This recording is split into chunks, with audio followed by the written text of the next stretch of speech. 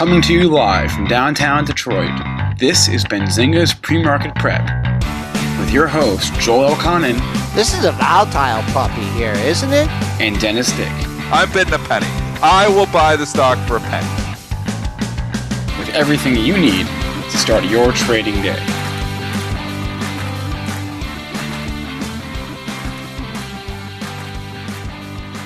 Good morning, everybody. Welcome to this Wednesday edition of Benzinga's PreMarket Prep. Spencer Israel, Joel Elconin, and Dennis Dick with you this morning. Another day, another unpredictable swing in this market. Again, we have the yuan to thank for that. We'll talk about what the People's Bank of China said overnight regarding the yuan. We'll talk about the biggest earnings of the morning, including Disney and Match.com is up running. We have CVS as well, Walgreens closing some stores. So we'll get to as many of those individual movers as we can. And then our guest, Robin Deshayes, she is the President and Chief Strategy Officer at Miltonian Capital Management. She was on once before. She will break down the latest happenings in PCG for us. That'll be at 8:35. In the meantime, Joel, what is happening here? If you can tell me anything about what's happening overnight, that'd be great. What overnight is you got a sell-off, you got a major rebound on the, the yuan price setting, and now you're tanking again here. We've just lost about 10 handles in the last 15 minutes, not seeing any relevant news for that. Your pre-market low comes in at 54.50. Your intraday low from yesterday was in that area, 48.50. So let's just call it 28.50, some kind of support on the upside. Your intraday high from Monday, 86.25. Your Tuesday's high, 83.75. I was looking at that level earlier, but I'm going to have to cancel that order.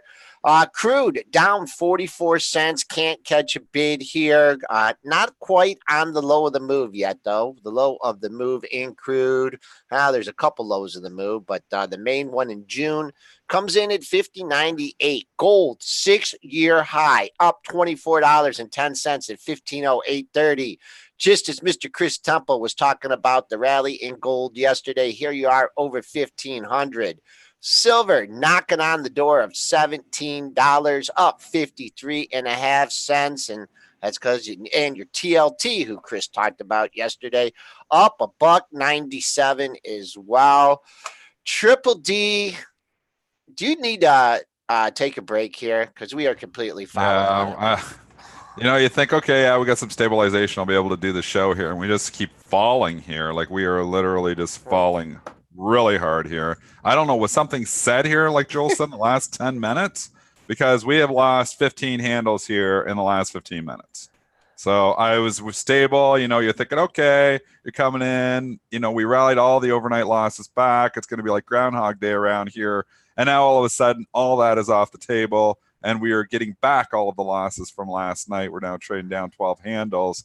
The story of the day, multiple stories. USO oil continues to get beat up. It is getting beat up here again. If you want to look at really, what is down week, it's oil and the banks. The catalyst here for the banks being up again is the TLT. We will say it. This is a ridiculous move this morning in the TLT. It's up $2 more. Look at this move. Bring up the TLT chart. 1, 2, 3, 4, 5. In 6 days, we went from 131 to 142. Typically, that moves 10 points in 10 months. This moved 10 points in less than 10 days. There is something going on with yields. Like this is a collapse in yields. TLT just exploding here this morning as obviously yields are falling. Very bad for the banks. The banks are getting hit really hard here this morning. Bank of America down 1.2%. JP Morgan down 1.3%. Morgan Stanley down 1.1%. Full disclosure, I'm short Morgan Stanley. Goldman, it's just across the board. So I don't even know what to say here, with the yields. That TLT chart is incredible. This is like upside capitulation going on here now. They were talking this morning on CNBC. They're talking the TLT up because they had a whole segment. Are yields going to negative in the U.S.? We're still at what are we on the 10-year? We're still like 1.4 or something. So, we're jumping the gun a little bit to say they're going to go negative. But holy cow, these yields are just getting killed, and the TLT is exploding. And what if just lower rates just aren't, a panacea for this market? This is every time we rally, everything that's good is predicated on lower rates.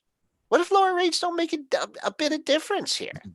I mean, I don't see the logic here. I mean, are we in a recession? I guess we are going into a recession.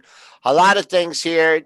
We can keep an eye on the futures. The futures, the low is 54.50. Will probably be there by 8:15. Going at this rate, but Well, we're falling. Eventually, I'm gonna have to leave the show and go trade here again. I'm okay I'm kind of hedged, and overnight here I got 49 positions overnight. They're hedged though. I'm market neutral right now. Thank goodness I'm market neutral because, wow, this is just it's incredible fall here. Very quickly.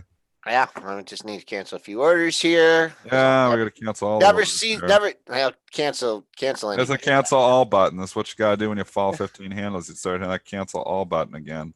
Because I was thinking about you because I periodically check the futures in the middle of the night and I saw it down, 10, 15, and then wake up 8:04 o'clock to see if there's any action. And I'm like, there's no way Triple D is going to come in hedge this morning because you stop at 8, right? You stop at 8 p.m. and the action between 8 and 4 p.m. or 8 p.m. and 4 a.m. was just so random. But good for you, man. If you're hedged in this, I just a lot of volatility. Volatility is good.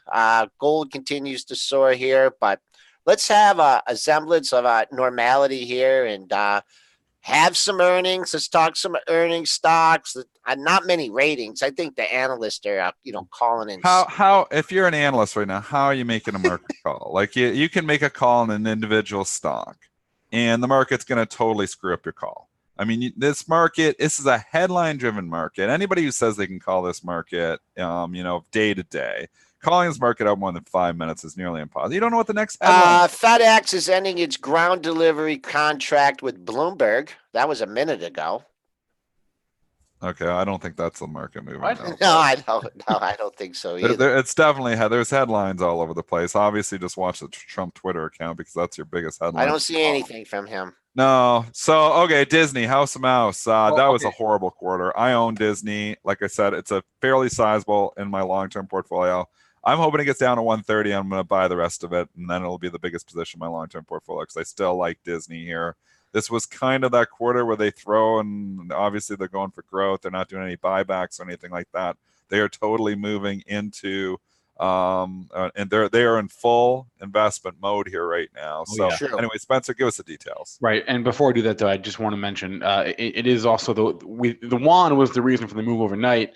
The People's Bank of China set the official midpoint at 6.9996 yuan per dollar. That was obviously below the $7 figure where it was a couple of days ago. So that was the reason for one move. I'm looking around along with you guys. Is Brent around? Is Brent around? He's looking too. We don't see. I'm looking for a reason why.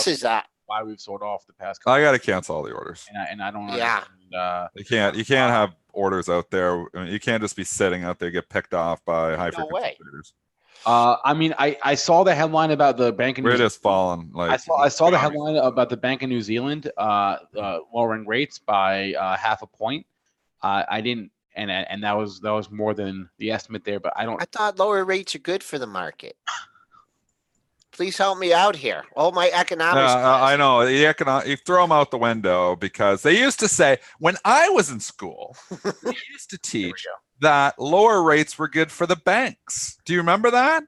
That was how it was taught, but they never thought the low rates were going this low. So now they had to throw all that out, rewrite the textbooks, and low rates are bad for the banks. But that's how they taught it in school. The lower the rates were better for the banks. That's how they taught it back when I was in school 22 or 25 years ago in university, taking your economics courses and you're talking rates. That's how they taught it. But that was when rates were normal. When you get to these rates being zero, they're all of a sudden, it's hard for the banks to make money lending money at 2%. So, it's a completely different, game here now with everything. But I mean, throw your economics books. It seems like out the window in this market. It's just all about what the next headline is going to be. So and apparently it's New Zealand and it's also India and Thailand who have lowered rates here overnight. But I'm with Joel. I thought this was good. Apparently it's not. What do I know? Moving back to just real quick for full disclosure, I took one econ class. I took it pass fail. and I barely passed it. So don't take any economic analysis from me. I took accounting pass fail too, and that was a close call on that one. But All right. anyways, Disney, I have a like, minor in economics. I took 8 courses, so I got a little now bit of can I economics. tell you I'll guys tell you why how I much don't? economics helps my trading. 0. Helps at 0. Can I tell you why I don't want to own Disney, guys? And it's nothing fundamental. I'm so afraid of that gap down there. I'm more interested. Oh, I know it is scary. I'm more interested in this thing at 120. I really am. I just can't buy it up here. I just can't buy it up here. But that's me, and that's, I mean, you could say that about a lot of charts. I agree with you. And, you think about that. Could it retrace down to that? It could. I mean, I'm going to regret having a sizable position up here at 135-ish. If it does eventually fill that. I think there's a lot of good things that Disney is doing, though. So that's why I'm a believer in the story. I mean, when you're doing your long-term portfolio, you're making calls, right? You're not going to be right all the time. It's about diversification. I've never put all my money in Disney and saying I'm going to be right on this. But I'll put a chunk of it, thinking I'm going to be right on it, and maybe I'm going to be wrong. I've been wrong lots of times, so it's difficult. Investing is very difficult. All right, so the bottom line for Disney here, they missed on the EPS and they missed on the sales. $1.35 versus $1.75 on the EPS, 20.25 versus 21.49 billion on the sales. So a miss and a miss, like I said. But what Dennis said is also correct. They are in full investment mode. They opened the new Star Wars park in California last quarter. The Star Wars park in Florida is opening this month, I believe, or sometime this quarter. Spending on content has gone through the roof, so they're in full investment mode. That means the profit's going to fall, which it did. So take that however you will. This market is so choppy right now. I'm trying to keep my train of thought going as I'm like filled. I canceled all my orders. I put a couple more back in, and they get filled right away. I mean, if you want to get done on orders, you want to get done on stocks, you throw out orders here right now, you get done. I take it. Did you hear my little spiel yesterday about that? Yeah, I did. I was listening to the show, and like as I was trying to, but you're right. I mean, you want to get done on an order, throw it out there. Yeah, but Dennis, you're putting bids in a falling market. That's why you're getting hit. You're putting. Oh, yeah. Well, and Kramer's talking about that, Apple, arbitrage yesterday, which I talk about all the time on the show. So I don't know if he's just listening to our show or not. But he was talking, some people, after hours will short Apple down 2% and buy Apple down 3%. I'm like, I was getting picked off on my Apple buy it down 2% the night before. I'd get picked off by that high frequency trading algo. I had the orders out there. I was like, bought. I was like, I just bought Apple. Oh my goodness, the futures are down 3. So I'm getting the victim of this stuff, Kramer. Even though I'm participating in it. Let's just see here. They got really excited on this Disney here. They took it up initially. Where did they take this thing to? They took it to 140. What was the high? It says 141.95, but it looks like I see a higher print than that. But let's throw out the high, let's throw out the low, and just look where we're trading now. And we're kind of melting here. And I'm sure the futures aren't helping. Current low is 34.58. Your current 35.60. You got a pair of lows. Where are these pair of lows? At 135, but I don't think that's going to be good enough here today, especially if the market continues to carry them like it is. Below 135, we'll go with Dennis's number here. I see 3 lows in the 130, 131 area. So if you're looking for a bigger decline here in Disney, there's a trio of lows, actually 4 lows at 131. So that's my major support. As the futures are about to test the low here, we're only 6 points away. That's crazy. We came and started 20 minutes ago. I was talking to you. We were flat 25 minutes ago. We were talking about how the market got all of its losses back overnight. That all just evaporated in the last 20 minutes. I mean, you look at this TLT, though. This has got to have – it's up $2.45 now. It's like one of the biggest days ever following one of the biggest runs ever. You don't see the TLT do this. And obviously, we know this is talking the bonds. You don't see a rally like this hard from these levels. I mean, where did the bonds are pricing like we're going to negative rates? They're pricing it. We're going with the rest of the world. We're going to go negative rates too. I mean, it's crazy. Loan us your money. We'll give you some of it back. It's a crazy concept. Am I the only one that thinks that negative rates are nuts? The rest of the What world. do you think, Spencer? Okay, loan me $100,000 and I'll give you $99,000 back in a year. All right, full disclosure. Would you want to do that deal? All right, full disclosure. I took as many econ courses as Joel. So the over. I'm just saying. No, forget about economics. You're going to loan me okay. So I'm going to loan you. I understand your point. You're right. It makes no sense. On the surface, it makes no sense. Yeah. So anyways, yeah, you'll loan me $100,000. I'll use your money for a year and I'll give you $99,000 back in a year. It makes no sense. But if you were sold the idea that me loaning you money is going to keep you afloat and you're the government, then maybe I would do it. So I don't know. Let's move on. Economics makes zero sense. That's the title of this show. It doesn't make any sense anymore. Let's move on. We'll move on. We got lots of other earnings. So House of Mouse disappointed. Win looked okay, and then they hit it, and now it's back. So what talk casinos here for a second? WYNN. Win beat, and they beat. EPS was $1.44. That beat by a penny. Sales 1.66 versus $1.6 billion. So beat and beat. We haven't talked about Win much the past year. I feel like it's been quiet. It's been quietly getting killed though, really. Like, I mean, the thing's $112 here now. All-time high on Win is 249. So yeah, I had a nice run 2015, 16, 17, 18, back up to 200, and that's come back down. You'd think cheap money would be good for casinos and stuff. Don't they like have a lot of expenses? But apparently, well, I thought the consumer was strong. When the consumer is strong, I would think that I would think this economic environment that we have right now would be very good for casinos. They can't perform in this economic environment. What are they going to do if we actually go into a recession?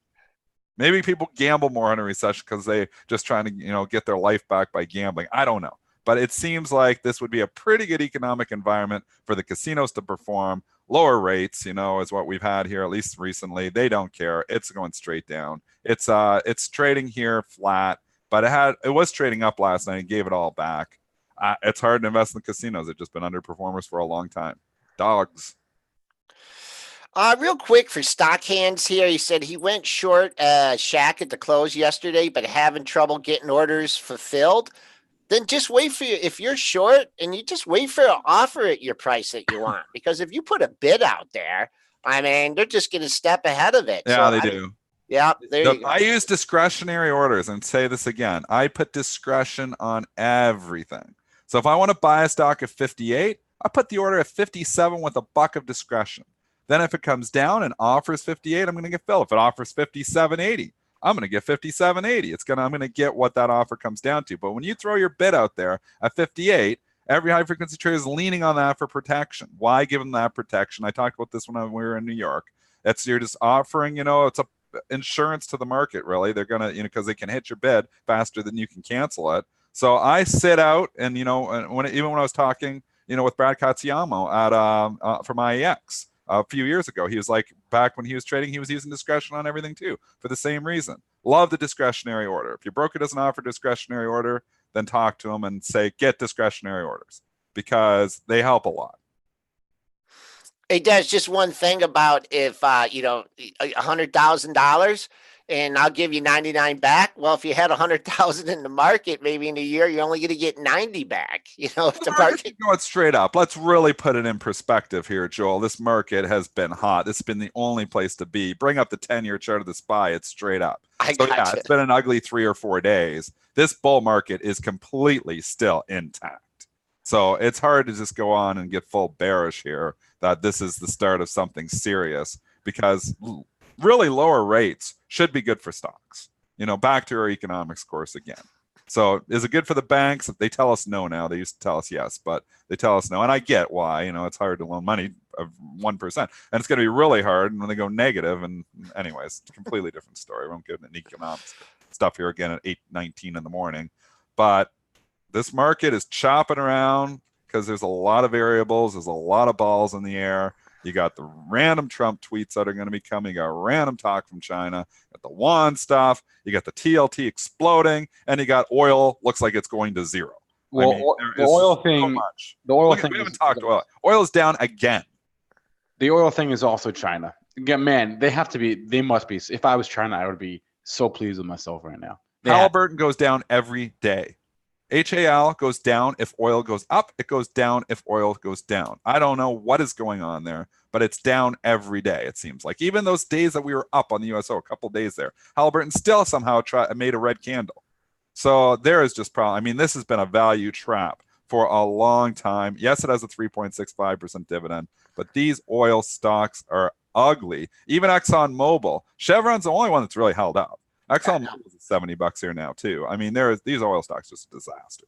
Is it going to be a bounce here? They're due for a bounce. It got to be a bounce. Isn't there going to be a bounce sometime? Yeah, I said that before. Hey, Dennis, yeah, they don't bounce. I'm not going to bounce. This was a while ago. Do you remember when there was a seller in Halliburton at 40? Do you remember that? They were pretty smart. Yep. They kept coming in, and after hours, they'd sell more, and they'd sell more, and they'd sell more, and they'd sell more, and they kept selling. I was like, who's this? And I would buy it from the Halliburton, and I'd flip it out in the open the next day. They probably could have did it better, but longer term, they ended up being right. That was a couple years ago, because this thing. Yeah, I call him the Halliburton money fairy, because he was just dropping money after hours. Halliburton, I don't know, it went on for like weeks, where Halliburton would just tank after hours, like on a ridiculous size volume on no news. And then the next day, it would open down a little bit, but not nearly as much as it was getting sold down. And then it would rinse and repeat and would rinse and repeat. And it went on for like weeks. And I was like, oh, I'm going to buy it. I'm going to try to flip it out at the open the next day. So I'm providing liquidity to the seller after hours that wants to get out. I don't know why they wanted to get out after hours, why they wouldn't do it. Maybe they're doing it during the day too. You just can't notice it as much during the day. But anyways, all those sales of Halliburton by this person appears to be correct in the long run. Yeah, 2-for-1 stock split since then. Oh, it's been ugly. That must have been, I can tell you when I was looking at the charts, that was back in August of 2018, maybe. Okay. Anyways, we got one earnings report in here. Let's do another couple. Let's do a good one. Let's do Match. Is there a good one? MTCH. Okay. Yeah. This was good here. Match Group MTCH beat on the EPS 43 cents versus a 40-cent estimate. Sales 497.97 million versus 488 was the estimate there, so they beat on that as well. Average revenue per user, key metric, up a penny on the year-over-year basis, 58 cents versus 57 cents last year. And their average subscribers up 18% on a year-over-year basis. Those are all good numbers, but I don't know if they blow me away. The stock's been a monster. I've been wrong on this. I thought when Facebook was talking about putting a product together, which I don't know if they ever did, I thought that could be disaster for MTCH. They talked about it. Nothing never happened. They never really did it. Nothing. Well, it wasn't that long ago, but nothing ever came of that. Nothing. Maybe it's still working on it, and that's going to be a wild card. I mean, if Facebook does come out with a competing product, it's not going to be good. But they didn't, and they haven't yet. And Match has continued to explode. Their IAC obviously up significantly as well, as they own a huge chunk of MTCH. So if you're wondering why IAC is trading up $26, it's not trading up ahead of the earnings report. It's trading up because they own a huge chunk of MTCH. Boy, they jacked this thing to 90. That's the good news. The bad news is we're trading back at 86, and that's been really right here, 85.5, 86. I will call that support. Call me crazy, but just based on the 15-minute chart, 85.12 was the low. So if you're a gap and go buyer, you're looking for that 90 print. 85 has been support since you made that print at $90. New all-time high by a margin, large margin. IAC, that was knocking on the door yesterday at all-time highs. Oh, no, I'm looking on the monthly here. Your former all-time high in this one, 246.65. We'll use that as support. Maybe, I mean, this is a little bit thinner of a stock. Maybe someone's targeting 260 here. And the only reason I say that is it's not heavily traded. You hit 261 and then it's hit 260 a few times. So, and in a stock like this, if you want to sell, you're probably going to give yourself a $4 or $5 range, if you want to even sell 100,000. So 258 to 262 would be a sell range in this stock for me. Of course, keep an eye on MTCH. Let's go to this morning. The big one is CVS. This is getting a nice lift here in the pre-market. The bar was so low for this stock. I mean, it got killed coming into it. It had the pop back. I mean, What was that pop for when it went from $55 to $60? I forget what that was. Is that 55 something to do with drug pricing that day? What was that headline? Oh, it was politics. I think it was. I think it was a political pop. Yeah. Paid political pops. Write that down. Anyways, well, I don't know if you should do that, but and also write down when it fills the gap to buy it, because you had the political pop on drug pricing. Yeah. You came back down, you filled the gap. This is a huge move for CVS here. So I'd be more inclined counter move too. Yeah. So we usually like selling pops and downtrends, but again, the bar was really low. What were they before me and Joel go all bearish on the thing? Let's hear the numbers. Right. So Joel's right. That pop was when the White House said they were going to end drug rebates. That was July 10th. And then this morning, the numbers: Q2 EPS $1.89 versus $1.69. Sales 63.4 versus $62.6 billion. So they beat on both the Q2 numbers. And then they raised their full year EPS guidance from a low of $6.75 to a low of $6.89. Beat and raise. Beat raise, and CVS trading up $2.50. The problem is the overhead supply issue. You got lots of highs in the 56.5 area. They get above there. Is this really, like, you really analyze, okay, is there a reason, is there a fundamental reason why this continues to, why it's been cut in half since 2015? I think so. I mean, these stores are on every corner. There's obviously people buying their stuff online. We're moving to that. Do you need all these physical stores? What Walgreens is the same thing. Really, it's been cutting in half. So both these stocks, you can say, wow, there's so much value here. 3.5% dividend on both of them. There's the PE. But do you really need these stores on every corner? Or are they going to have to start cutting stores? I mean, I think Walgreens said the other night that they're going to get rid of a couple hundred stores. I mean, this is all, the move to online shopping, and people are going to be moving, to buy their drugs online too. I know a lot of people don't yet, but they're going. And we know Amazon's coming in this space too. I just cannot get behind investing in these. I still think they're value traps. Even that, though, they're going to have pops every once in a while. Real quick here for Aaron D, maybe new to the show. Dennis, what is the book you talk about? Can you show? It's not, Dennis, quick explanation again. We need to do our vocabulary show, but tell them what you're talking about when the book. Well, there's multiple books. We have 12 exchanges now, so you have books on all the exchanges. Yeah, sure. I like to look at the New York book still at the open. It gives you a feel. Because the ARCA books and that are active books. Those are already trading because ARCA is already open. NYSE, the primary exchange, does not open until 9:30. So any orders that are on the NYSE aren't trading yet. And there's orders that are designated for the open, just to trade on the open. Same thing with NASDAQ. Although NASDAQ trades pre-market, you can designate opening orders. So there's a book here on the New York where you can see what is out there. And you look at those, and sometimes you'll see a significant level. Even in the pre-market, those books open as early as 7 o'clock, 2.5 hours over. So you kind of get a feel for, hey, where is there, where is it going to slow down? Where is there a big order that might pause, might turn around? So that's what we're talking about when we look at the book. We're looking at the order book. This was only available to the specialist on the floor. And I'm calling them specialists because that's what we called them before 2004, before they changed their names to designated market makers. But this before 2001 was only available to the specialists on the floor. It was their private book, and it was their edge, really. They opened all that up. I think it was like 2003, 2004, and you could subscribe to that data for $60 a month. So I subscribe to it because it's important information. Stocks turn on the book. I think it's one of the most underused tools out there. Most of your traders don't even know that it's available to them, but it gives you a feel for where the orders are. Now during the day you see a lot of envelope orders, and what those are is high frequency trading orders that are just making markets, and you'll see all the stuff. So people say the book is useless now because you look at it in the middle of the day and it's all just fluff, it's all just air. 90% of the orders are enveloping orders and they're canceling. But in the open, when you look in the pre-market, you're getting a feel for where the real liquidity is. And it's kind of like takes it back to old school. If you know where the real liquidity is, you kind of get a feel for where the stock is going to stall out if it's moving or potentially even turn. So that's the book. Let's do a live example here of CVS. Well, okay. JV Spec, I don't have my book open yet. So after all that little rant, I haven't even did I open it yet? No, I didn't. So I got to go open up my book. It's on separate software.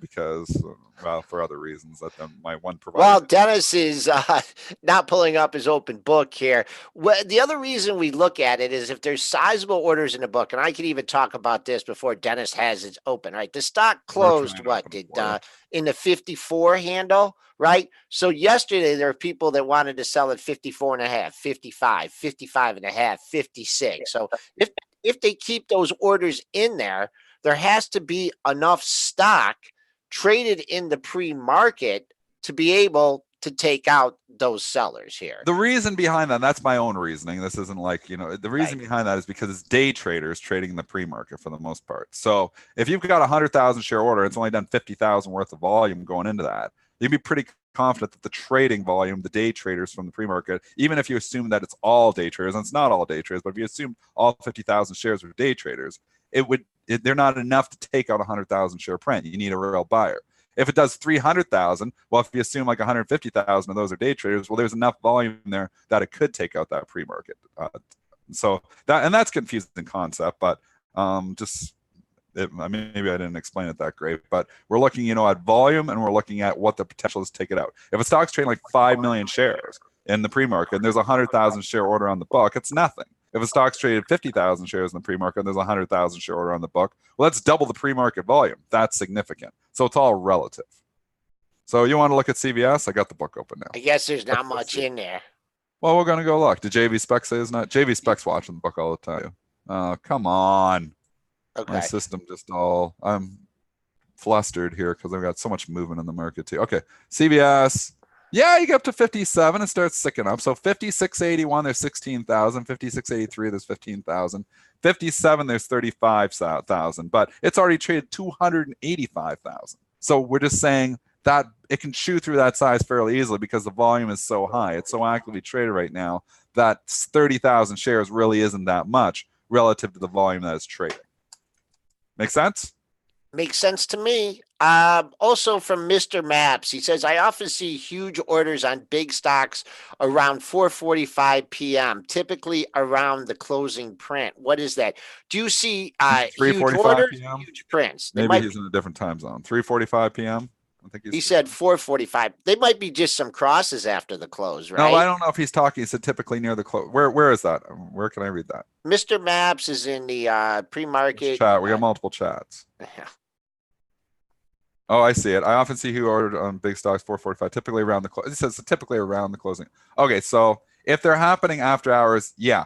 Okay, so if you're looking at, and you're not looking at the book, you're looking at time and quotes window. If you're seeing it right at the closing print, those are institutional crosses. You have companies like LiquidNet that put, big institution with big institution say, hey, we're going to cross at the closing price. So they do it, they wait for the closing price, they get it, and then they throw the print to the tape, which often shows up after hours because first they got to find out what the closing print was, and then they put it together, and then they throw it up on there on the tape. So you'll see those happen. It's typically FINRA what you'll see, which is the trade reporting facility there for FINRA, where the off-exchange trading goes. So those are just typically institutional crosses when you're seeing those big trades after the close at the closing price.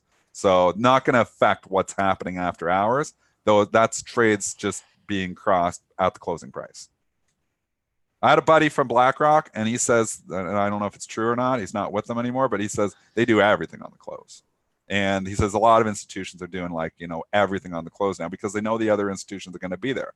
They come in here and they're trying to dump 100,000 shares or something, and you throw it in the open market, it's going to move the price. But if you dump 100,000 shares in the close, you got 200,000 shares maybe of an imbalance, you can get out of that. So the institutions like trading with other institutions. They want to reduce price impact.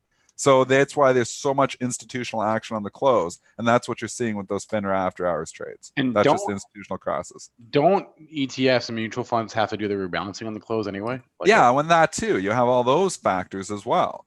So obviously your leveraged ETFs have to rebalance every day to stay triple long or triple short. So there's always those rebalancing factors too. So that's to consider as well. I mean, there's a lot of stuff happening with leveraged ETFs at the close as well. It's a lot of leverage. Again, there's a lot of balls getting thrown around in the air. Yeah, I think any ETF would have to go in. Well, some if they're taking it out, but typically, something that's SPY, they've got to change the components up. When the S&P adds or deletes a component, or stock. they've got to, obviously change that up. But there isn't as much action going on, of a rebalancing factor in a SPY as there is in some of these other ETFs. Sure. Okay. All right. It's 8:35 here. Let's take a quick break and grab our guest today, Robin Deshayes from Miltonian Capital Management. We'll be right back in a moment here with Rob.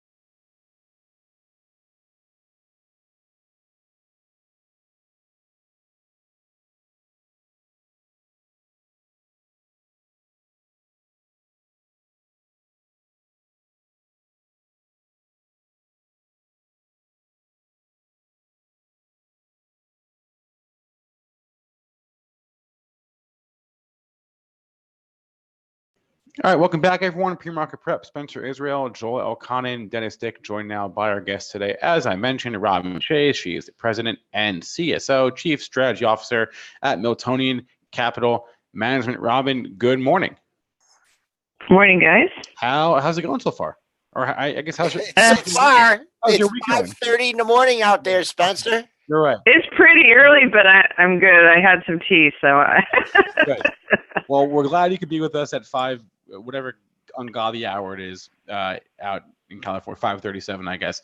Why don't you give us an update, Robin? Since Wait, Spencer, can I hop in here Go. before we go into that? Robin, I just, we talk about the market a lot here in the show, and we can get specifically into PCG in a second, but I mean, I'm sure you have a little bit of money in the market, right? Like with all this news and everything going on, you don't have to answer this. If you just want to skip right to PCG, I just like your, different perspectives from different people, and you see what's going on in the markets, and, with interest rates, and which definitely affects PCG and stuff. Just like, can you just give us like a 2 or 3 sentences, like your perspective on the stock market? Not investment advice. Not investment advice. It's just like the news and everything that's going on, the political uncertainty, China, trade wars, the Fed. I think generally a combination of certainty and end of cycle is how we look at it, and that doesn't make us risk on. Okay. So, we have a lot of cash in treasuries. We invest in risky securities. That's what we do. But in the past year or so, we've noticed that even the riskiest securities are really overpriced, and so something has to give. And it's a normal part of the business cycle. It's got to end somehow, and you never know exactly how. And we're not worried about a 2007, 8, 9 repeat or anything like that. But it seems that to us as though there's a lot of error in the markets generally, both in distressed debt and in a lot of the equities. So we definitely have some cash piling up.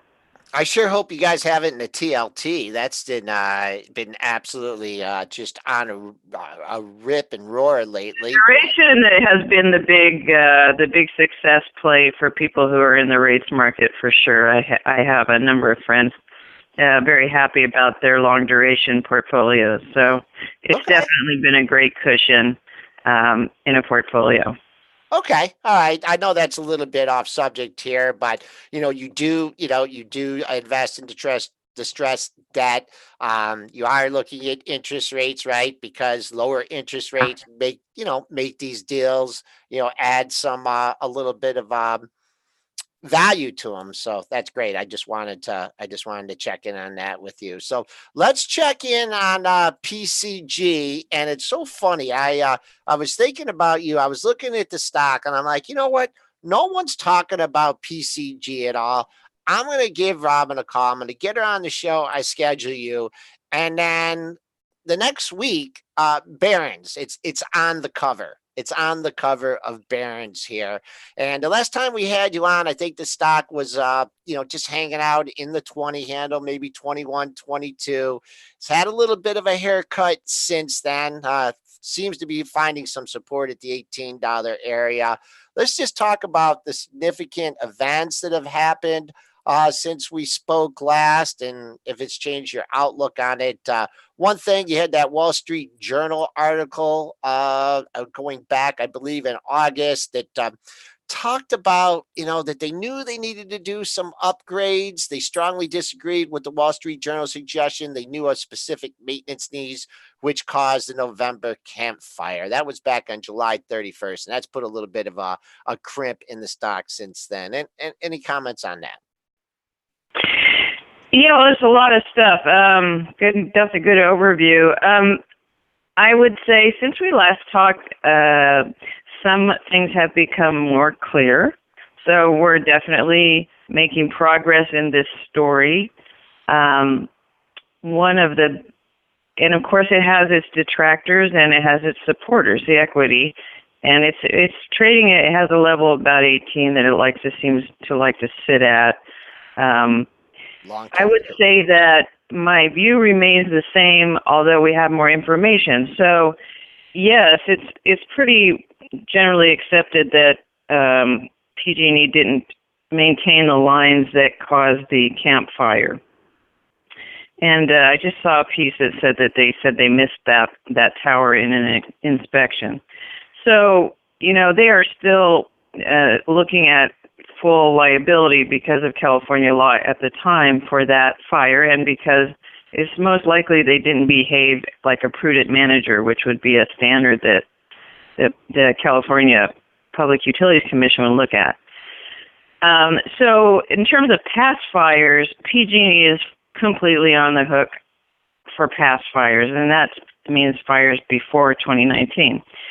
The thing that has changed is that the state of California recently passed legislation that sets up a wildfire fund that utilities, the three big ones are San Diego, SoCal Edison, and then PG&E.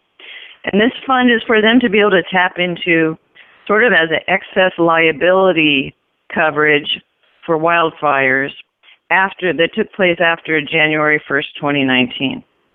So going forward, PG&E will have access to that fund, and they've elected to participate, and so have the other utilities. And the purpose of that is to give certainty going forward to investors in California utilities, so that investors know that if the utility acted reasonably in the future, that they will be able to tap into this fund, and the fund will give them immediate liquidity for any claims that go beyond the insurance that they hold for these events. So that was one of the big things the rating agencies were concerned about, that on the healthy utilities, was that if this could happen to any utility, where they could have this giant overnight claim and no way to pay it, and they'd be forced into bankruptcy, which was the case with PG&E. So going forward, PG&E now has access to that fund. One of the interesting things is, though, of course, it doesn't cover anything that happened in 2017 and 2018. And one of the conditions for PG&E to be in the fund is that they have to exit bankruptcy by June 30th, 2020. So that's a really important event, because it makes us realize that they're very interested in, it's almost mandatory to be a functioning company to be in this wildfire fund. So that means they have to exit bankruptcy by June 30th, 2020. So all of a sudden there's a lot of time pressure on all of the parties to get this bankruptcy finished. And it puts a catalyst date in the future that wasn't there before. So it could have dragged on for years potentially, and often large bankruptcies do. So this is a carrot and a stick approach, right, to get PG&E to move this bankruptcy along, and to get the creditors to move the bankruptcy along. And then, there are large victims' claims in that bankruptcy as well. So all of those parties need to get together and negotiate a settlement by June 30th. So I think it was actually a really smart setup. And so now the question is, okay, bankruptcy is essentially negotiations between all of those parties. And the question is, what is the bankruptcy plan going to look like, and how will it affect the equity in this case? So up till now, PG&E has had the exclusive ability to file they have exclusivity, meaning they can present a plan and argue to the judge that their plan should be accepted. And PG&E has floated a plan out there. We don't know all of the details, but the idea would be that it would be, and this is no surprise, because it's from the company, it's shareholder friendly. It attempts to keep as much value in the equity as possible. And if their version of the plan were to pass, that is probably the best case scenario for shareholders.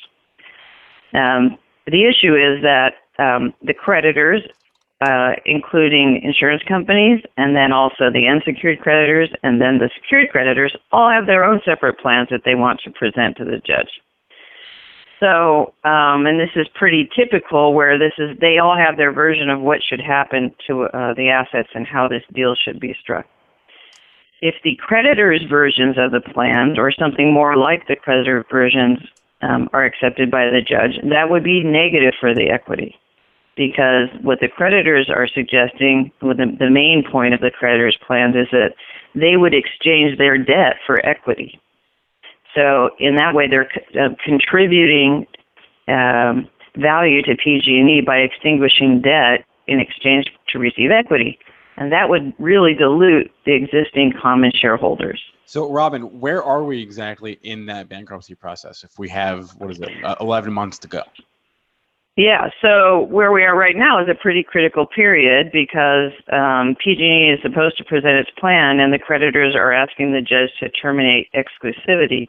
So I would say in the next, from the next few days until the end of September, we're going to see a lot of activity on exactly whether PG&E gets to keep exclusivity through September or not. And if the creditors are going to be able to really push the judge towards the solutions that would dilute the equity. So that's really how the shares are going to trade, is news about the judge's openness to plans other than PG&E's. And then it's all about making deals.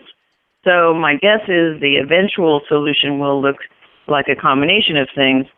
Some equity negative and some equity positive. I personally still think that probably the equity is a little too optimistic at this price, but that's just my personal opinion. And obviously, there's a lot of people who disagree.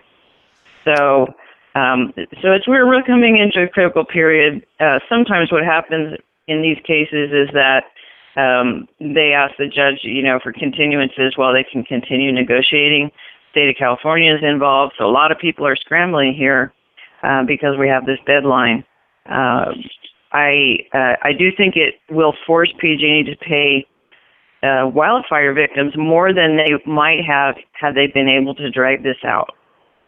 Because one of the typical things in bankruptcy is you kind of just let it go on and on and on and on until everyone's worn out, and they will accept a lower reward or award to their claim. So I would expect that the wildfire victims will get higher than some of the original numbers that PG&E has suggested it would pay. And I think some creditors might, PG&E is saying it's going to pay all creditors in full. And that's their reasoning for not letting creditors, add their own ideas to the plan. So we'll see what happens, and we'll see what the California Public Utilities Commission also has to approve some portions of this plan. So a lot of moving parts, but they are moving. And the thing I would watch is how the judge is receiving these other plans. What would you say to the person that said, to hell with this company? That this is not new. This happened before. They've gone bankrupt before. I mean, you can blame it on Enron or whatever, but what would you say to that person that says, why should the government put all this money towards them. They've already proved negligence here. Just let them go. Just let them go away for good this time. Well, it's interesting. This wildfire fund is actually funded half by the utility companies and half by a charge on the ratepayers.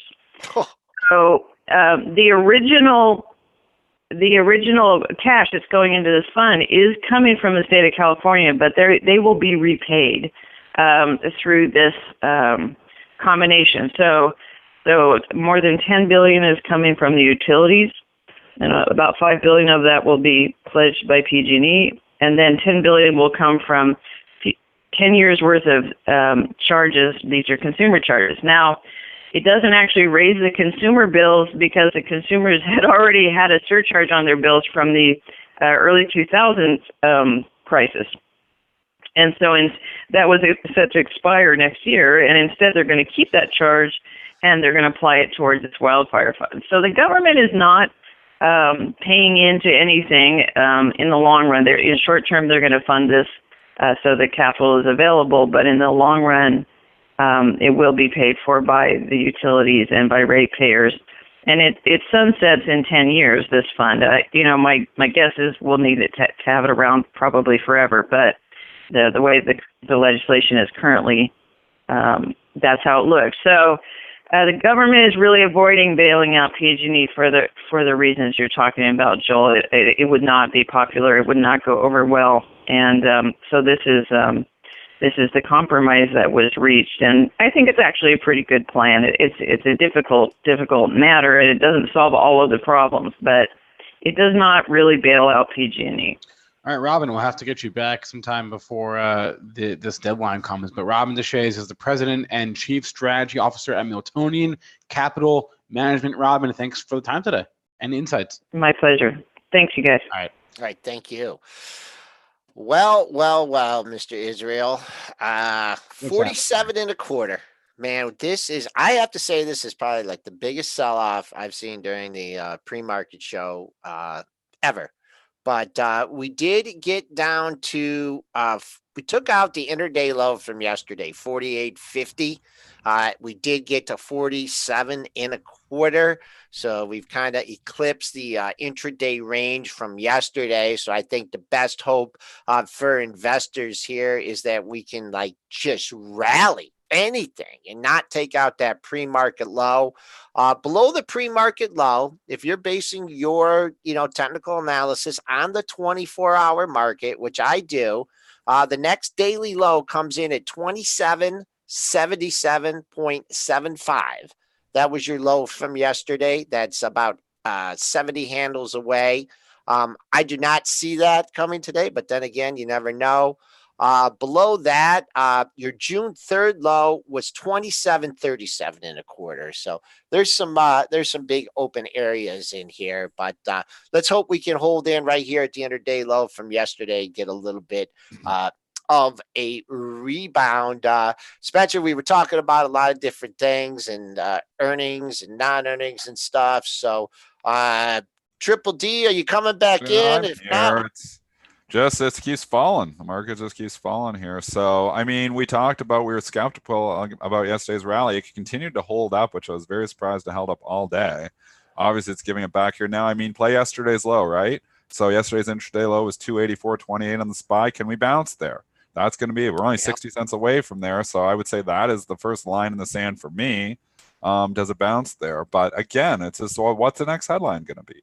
So you put on any position and you can throw technicals out the window, because if the next headline comes out and, and Trump starts to talk tough again, it's going to go lower. If Trump softens it with a tweet, it's going to go higher. I mean, we're so dependent on the next headline. And then the Fed's a wild card too. And you got the yuan, what's coming out of China. Everybody's waiting for the next headline. I mean, and this is from a little bit more of a macro political standpoint, but, with the market where it was, it would be hard to rally it into the election. And I know I'm talking farther out now. Now you're bringing it down to different levels. So, whatever the presidential cycle is, I don't even know if that's going to come into play with all the uncertainty we have with China and everything, but it's definitely giving the market some room, a decline to rally into the election, make everyone feel good going into the polls. Right now, be tough to say if the election was today, how the outcome would be, but we have a ways to go.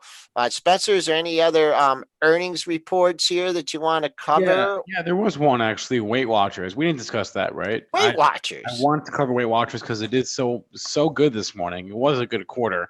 Again, the second one in a row. EPS 78 cents versus a 64-cent estimate.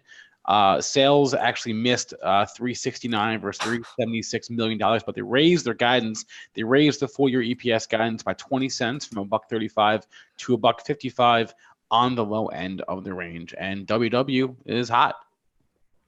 We got one stock trading higher here, so that's good news. WW up 20%. Remember that rule I always say, there's got to be a retail it's up 20% or down 20%? Well, you have one up 20% here this morning. This isn't a joke, but it was like we were seeing that last earnings season. Well, obviously getting to retail earnings season very soon. We'll see if that rule still holds. But here's one starting up 20%. I mean, okay, you could say, yeah, we got overhead supply coming in. I don't want to buy, and I'm definitely not chasing in this tape. I'm not chasing anything up 20%. I think it's a quick way to lose money. But, you put it in perspective, a year ago, this was $100. So could it continue the round? Sure. I'm not coming in and fading it, but I definitely am not buying it. And if I was long it, I'd be ringing the register. And wow, nice textbook technical analysis here. You're high on July 19th, 26.96. Okay. You're high in the pre-market, 26.99. Whoa. Nice confluence there. So there, if we get up anywhere near 27, I don't know. It could be one of those scenarios where you don't, the pre-market high is the high for the day. But if you want more on this, you're looking for more. 27 is a huge level, only $1.60 away. And just talking about the Oprah effect here, Dennis, KHC, didn't Oprah say she was going to have one of their TV dinners or something? Didn't she roll something out like that? And was a few days ago. I don't. Is that a joke? I don't know. No, it's not. Spencer, you remember that news? One of their TV dinners. Not a few days ago. When was that? I don't know. It was like 8 months ago or something. No, for Kraft Heinz, I'm talking now. Wasn't there any Kraft Heinz news related to Oprah? The stock does. The stock says no. Not recently. Okay, you guys are making fun of me. Oh man! All right, Joel wins. Right? Yeah, Joel's right. Okay. It's one of these promotional. It's one of these things where she launches a new product in conjunction with the brand. So it's like a new Oprah frozen meal thing with Kraft Heinz. Let's move away from Kraft Heinz talk. The oil is just collapsing here too. So we are going to look like we are going to challenge the June lows. That's where it seems like we are going here. Where are we on the futures? What was the June low? I know it gets messed up because of the contract roll, but give us an update here, Joel, because we are getting perilously close to the June lows and giving back our entire rally from June and July in the better part of 5 days. Dennis, I gave that level, and I didn't want to even talk about it. 27.32.75. Well, no, this June, just the previous. Sorry, not going way out. Just the 2 months of 2019. The low in the rolling front month futures was 27.32.75 on June 3rd. That's got to be 2018. We were in $27 on the oil futures. Oh, oil. Oh, I'm talking. I'm sorry. I'm sorry. We're all over. My dyslexia is kicking in. I went to oil. I forgot about Kraft Heinz and I went to oil. 50.98.